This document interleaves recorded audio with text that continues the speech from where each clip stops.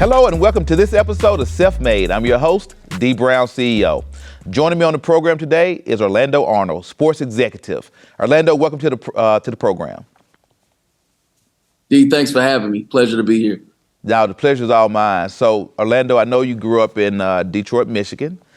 Take me back in time and talk to me about your childhood and what it was like growing up in Detroit. Oh, man, Detroit is a fun time. I was born in the 80s, so, right around Motown was still thriving. The Tigers were winning. I believe we won the 84 World Series. So, obviously, I'm one of the rare guys that likes hockey, being from the Midwest. And, it was just a good time growing up with my mom and my dad. And my dad taught me, how to play baseball and the love of sport. And so grew up in the church like most. And then from there, I kind of matriculated on and went to Cass and graduated from Redford High School and went on down to the South shortly after that. So what was playing for Alabama State? So what were some of the challenges you faced in Detroit growing up? I don't know if there were many, in your face challenges, right? But when you look at what I did growing up, and a lot of us, we played baseball, right? And so being black and playing baseball is not a thing. And you look at the opportunities that we had good ones. But if you look at how the game is morphed now, with the advent of the RBI program for Major League Baseball and their diversity and initiative issues, the breakthrough series of what they're doing, those things weren't around, so you didn't know where the top level talent, inner city talent was when I was coming up, and the reason I harp on the sports aspect is because obviously I'm a sports executive and sports has fueled me through the majority of my career, both on the field and off the field. And looking back, I think you just kind of realize that, you wish you had some of the opportunities that some of these young men and young women have now, right, in the game of sport, especially if you're a person of color in a sport where that's not the majority ethnicity, right? We're not talking about basketball or football. We're talking about baseball and in the young ladies' case, softball, right? Yeah. We always had to find a place to play in terms of making sure that people recognized us and saw us for the talent that we were. Yeah. So what about high school? What was it like playing baseball and in high school there in Detroit, as well as just in general? What was your high school experience like? High school was good. I guess I was the product of going to a school in the Midwest, right? Midwest is basketball country. And so, I joke about that. Only certain schools in the city, had, I guess, adept baseball coaches. Now, my coaches cared, right? But my freshman coach, my sophomore coach when I was on varsity, he was a good guy. Then he left. And then, I coached my junior, senior as a hockey coach. But when you growing up in a Midwest town who doesn't necessarily emphasize baseball, that's what you're going to get. A teacher that was at the school. Now, he was a great guy. He tried his best, but you fast forward that to what young men and women are getting now, or even a few years later after I graduated, right? The big travel ball circuit was born the year I graduated high school. So what we see now on an everyday basis or every summer is not what was going on when I was coming out of high school. And that's because you had a more specialization, not only in baseball, but in your football and your basketball, getting coaches who really knew the game and really wanted to pour into the student athletes. So talk to me about your matriculation from Detroit to the South, Alabama State College, right? So talk to me about that and what that experience was like. Well, it was a good one. I had a couple scholarship offers. Everybody thinks they're going to go big major D1 coming out of high school. I was one of them. I tell people all the time, my top three was Florida State, Miami, and LSU. That's where I wanted to go in Michigan. I'm a huge Michigan fan.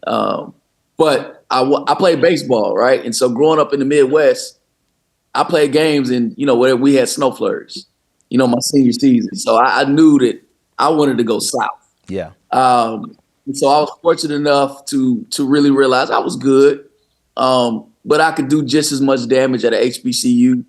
And, it was still the Division 1A level. So we still played the same schools in the non-conference season. And Coach Larry Watkins, who's in the SWAC Hall of Fame, blessed me with an opportunity, a scholarship to come down there and play. And, with my mom being from Alabama, it wasn't foreign. I had many summers in the state in Birmingham. So I was just going an hour and a half south to Montgomery. And that's probably one of the best decisions I ever made in my life. So what was the experience like playing baseball at Alabama State? I mean, the experience was different. You playing college baseball, right? You don't have anybody waking you up telling you to go to class. You don't, there's more expected of you. This is for the first time ever that I practice all year round. That's not nothing new these days, right? But Right. I'm 40. So 20 years ago, certain people weren't practicing all, especially if you're from the Midwest. If you're from the South, maybe. But when you're from the Midwest, you're not practicing all year round. And I played multiple sports as well. Obviously, baseball was the best one. But it was. I tell young guys that I mentor now, and even clients that I represent, understand that you're going. And I realized this my freshman year. Understanding you were the man where you were. You were all-star. You were all this and all that where you were. Now you're going to a team where you have teammates who are the same thing where they come from. Right. And so either you up your game, you're going to be more disciplined, or you're not going to make it. Right. I learned that very quickly my freshman year. But the experience was different. It was good, but it was different. You think about what it's like to be a college athlete, right? Playing D1 athletics. And it was like, man, I'm actually doing this. I'm recognized on campus as a freshman as, hey, he's on the baseball team. And you sometimes you take it for granted. But as you're going through it, as you're matriculating through it, you realize how much of an honor it is. And especially now, looking back, I mean, I can even think our high school group of guys that played in the City League, a lot of us had offers. I was the only one that saw through the 4 years. And so even in that statistic and that ratio in itself was different. But it was a good experience. It was a different experience. It was a learning experience. It was a growing experience. So now you own your own sports agency. Give my viewers, Yes. number one, the name of your agency, but tell us the journey that you went on to go from college athletics to now being the CEO of your own company. It was a journey, that's for sure. That's for sure. So Pyramid Sports and Entertainment Group is a full-service sports agency. We represent players in the National Football League, players in Major League Baseball, so NFL and MLB players. Also, we have a few sports executives as well. And the journey was a unique journey to get to where I am now. After, obviously, you all know I played college baseball, as we talked about it. After that, I decided to go get my MBA. And so I wanted to get more education just to prepare myself for what if in life. And then from that point, I got into sales. So I didn't know that I liked the world of sales and selling and talking. I knew I had a good personality because right after college, I was in radio TV. I had my own sports talk radio show on the campus station because I was a communications graduate, and I figured if I don't make it in the MLB, I'll go be like Stuart Scott, rest in peace. And that's who I looked up to in that aspect. That's why I said, okay, this is who I can do. This is what I can do. But then shortly I realized, like, all right, I'm 23, 24, 5 years old. I see some of the same people on the news that I saw when I was 6, 7, 8. They're not going anywhere. And in 2003, 4, and 5, there wasn't Instagram, there wasn't YouTube, there wasn't podcasts, there wasn't Twitter Spaces and Sphere. There wasn't all these different mediums where you could host content. We didn't even talk about the word content back then, right? Right. So quickly, I jumped into sales. I jumped into hospitality, where I sharpened my skills there, and then I got into pharmaceutical sales, where my career kind of took off a little bit, and made it on up to a national level in terms of training and management, and then from that point is where I realized, talking to friends, I still have friends that played in the league. I was doing some stuff in the state of Alabama with Major League Baseball on the volunteer side. I was over the RBI program, which I talked about earlier. And I realized that, in my opinion, there needed to be a different level of care for representation for our professional athletes. People that kind of looked at you more than just a dollar sign. And so that's when I started to do the research on the industry. I started to do the research on what it took to be in the industry, realized I had already had the education, realized that what I was doing already between sales and helping young athletes in the River region, the Alabama area, get to college was just the next level of being a sports agent. And then when I broke it down, I realized the two things I loved was sales and sports. And the best opportunity for me to make that next was becoming a sports agent. So I just resigned from pharma, took the requisite test, and I said, I'm going to build a pyramid from the ground up. And so we've been doing that nearly 7 years now. So it's been a journey. It's been a blessing, but, still got ways to go. So what would you say has been your number one challenge in terms of building your business from the ground up? You don't know what you don't know. You can get mentors all day long, and I have some great ones. But you don't know what you don't know. And so you don't know what questions to ask them to avoid pitfalls, right? You don't know that, you're going to need a lot of working capital to establish a business. You don't know that you're going to need to, they're going to be long nights. Yeah, you have to work hard, right? If that's what you want to do. But I think the biggest challenge is not only reintroducing yourself and building your brand, but sometimes when something is independently owned, we're so fixated sometimes on the big structure, the big model, when the medium or the smaller model can get just as much, if not more, done if given a chance. So I think if that's been one of the challenges, is just, A, you don't know what you don't know, and then 2, just kind of define the odds, define the stereotypes. Yeah. But with every challenge, there's been a success. So I often talk to people about, the stereotypes that as African Americans we often face in business. What are some of the stereotypes you've had to overcome just on your journey to get where you are? I get asked all the time,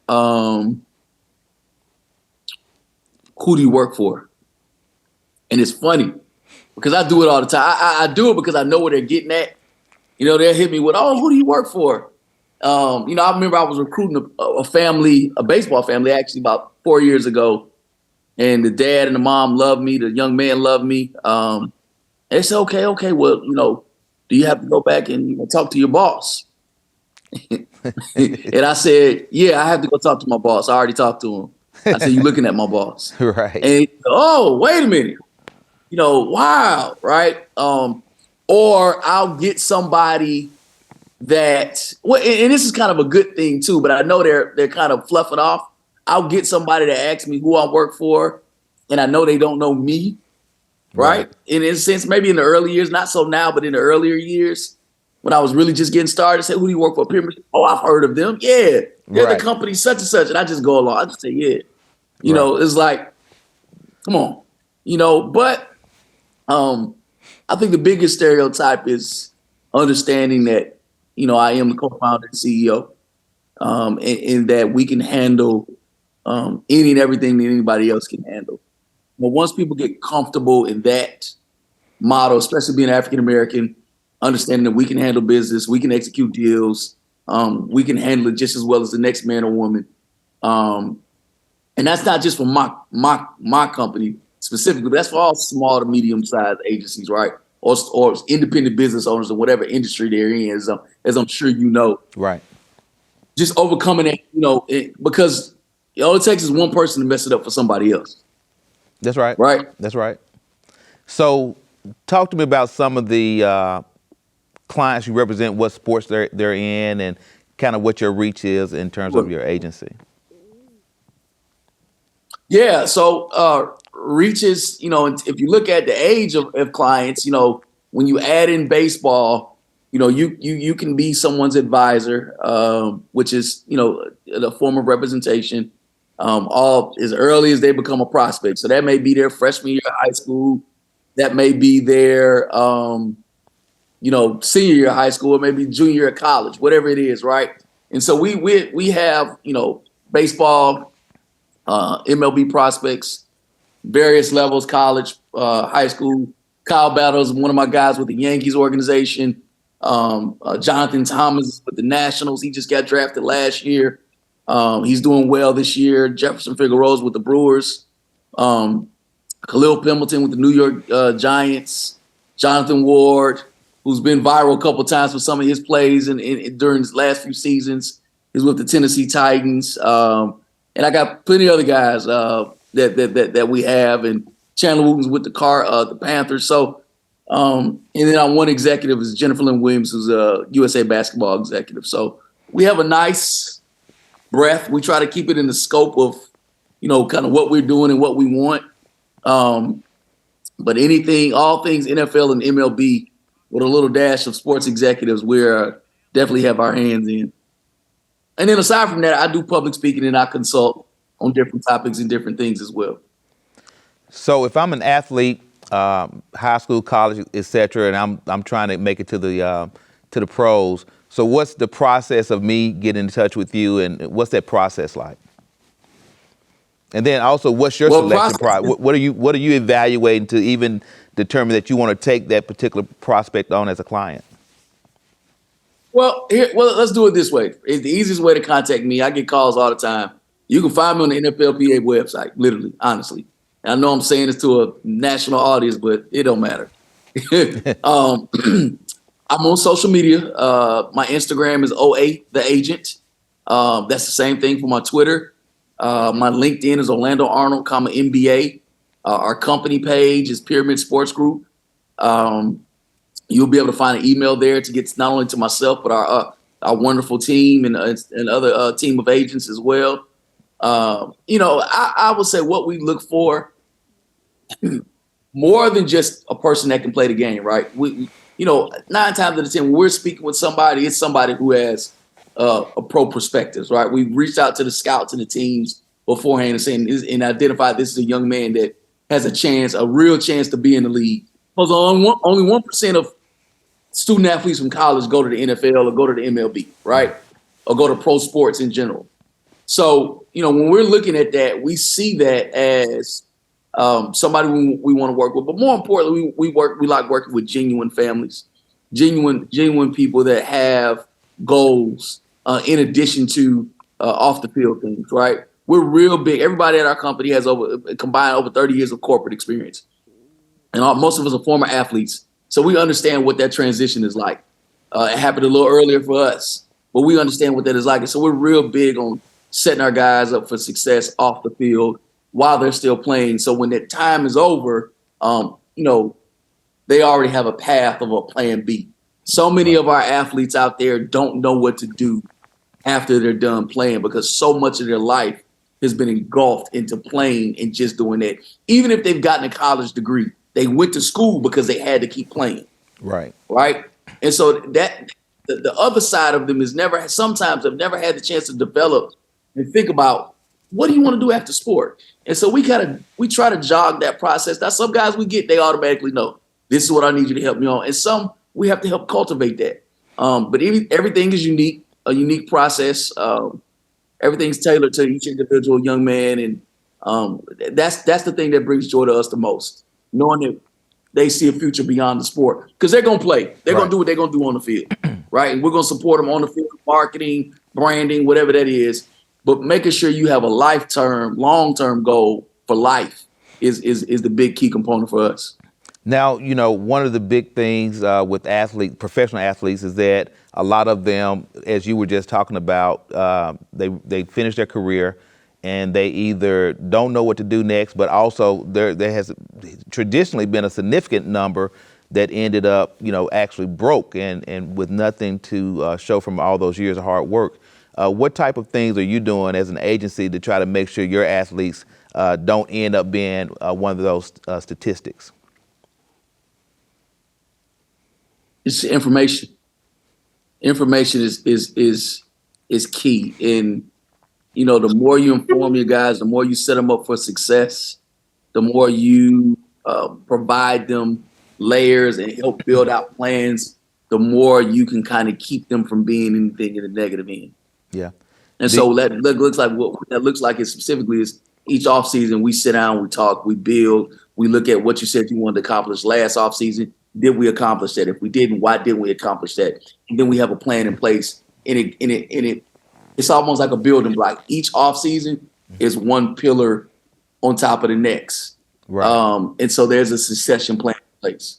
So I tell people all the time, one of the best words you'll ever learn is no, right? And so anytime you are the person in the family or in the circle who made it big, everyone has a big idea. Everyone has a bright idea. They want you to invest in this, loan them this. So how are you teaching your athletes to deal with the pressure that comes from being the success story in the family and in the friendship circle? Well, the first thing is every one of my clients knows I'm not a yes man. I never have been. Right. And I tell them up front, I'm not going to sugarcoat it. I'm not going to, myself or Christina or Courtney or Ernest, anybody in our company, we're not yes people, right? Right.